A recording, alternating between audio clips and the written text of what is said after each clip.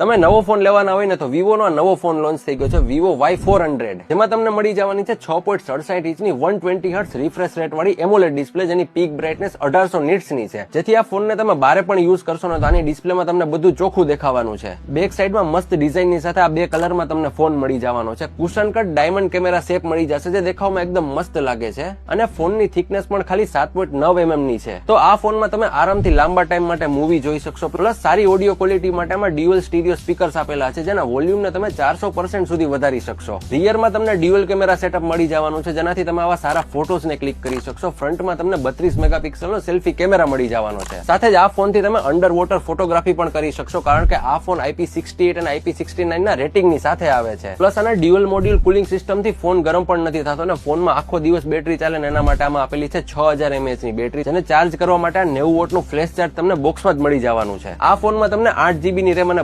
256GB નું storage મળી જવાનું છે. સાથે આ ફોન આવે છે સ્નેપડ્રેગન 4 Gen 2 પ્રોસેસરની સાથે. આ સિવાય આ ફોનમાં તમને ઘણા બધા યુઝફુલ AI ફીચર્સ પણ મળી જવાના છે જેમ કે circle to search, AI eraser અને AI સ્ક્રીન ટ્રાન્સલેશન. તો હવે તમારા ઓછા બજેટમાં એક સારો ફોન લેવો હોય ને તો વિવો Y400 તમારા માટે બેસ્ટ ફોન રહેવાનો છે.